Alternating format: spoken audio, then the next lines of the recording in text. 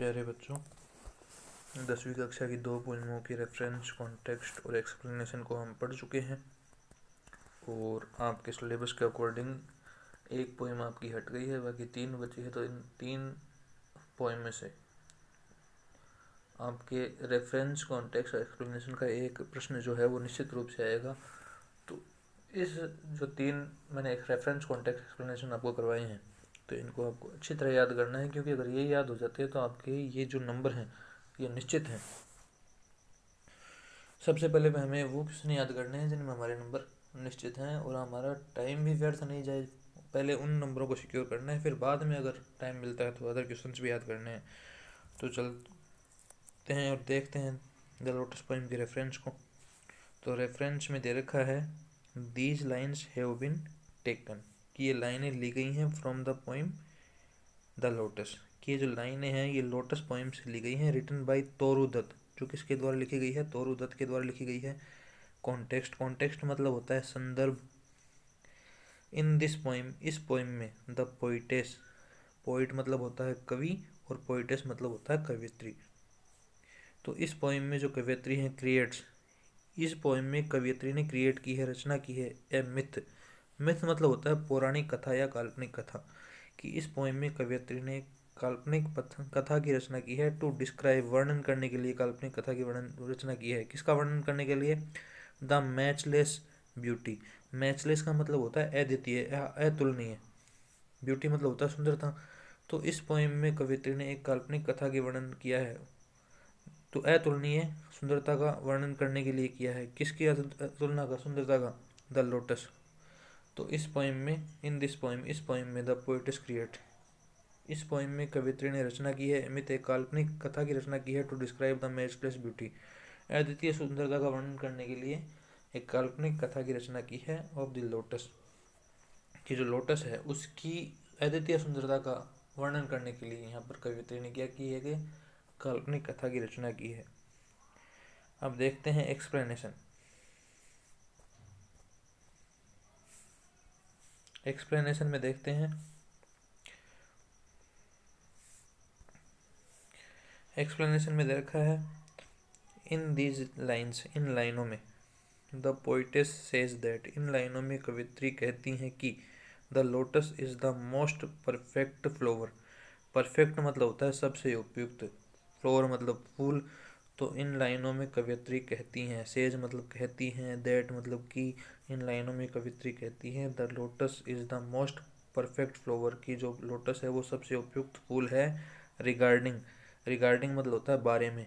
The combination, combination मतलब है सम्मिश्रण या मिला जुला रूप, कि इस इन दीज लाइन्स, इन लाइनों में द पोइटेस सेज दैट, इन लाइनों में कवित्री कहती हैं the lotus is the most perfect flower, की लोटस क्या है?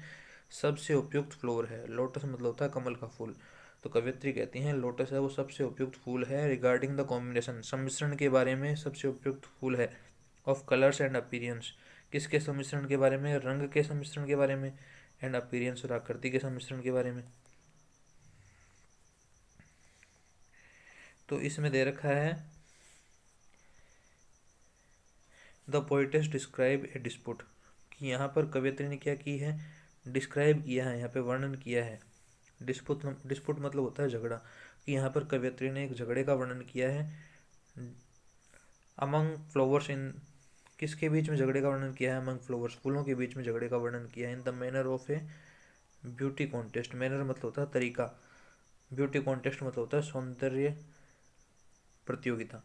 तो इस कविता में सौंदर्य प्रतियोगिता के रूप में कवित्री ने एक झगड़े का वर्णन किया है।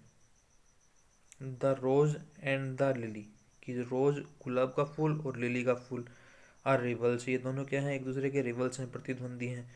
To get the status of the best flower, to get the status of the best flower, कि किसकी स्थिति प्राप्त करना चाहते हैं? सबसे अच्छे फूल की स्थिति प्राप्त करना चाहते हैं।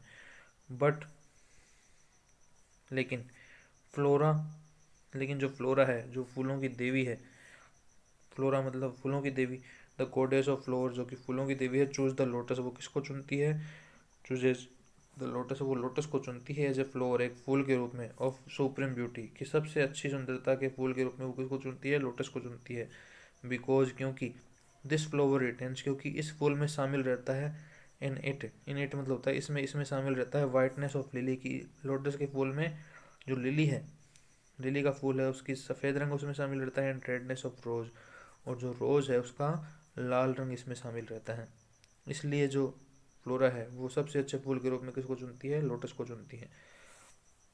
एक बार फिर इस रेफरेंस कॉन्टेक्स्ट एक्सप्लेनेशन को देख लेते हैं। तो देखिए, these lines have been taken, ये लाइनें ली गई हैं from the poem the lotus, की ये जो लाइन है लोटस पोएम से ली गई हैं, रिटन बाय तोरू दत्त, जो कि तोरू दत्त के द्वारा लिखी गई है।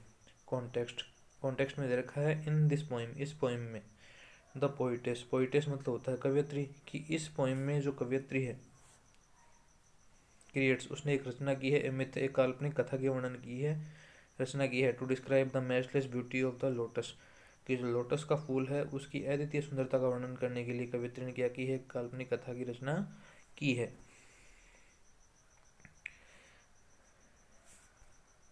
इसके बाद में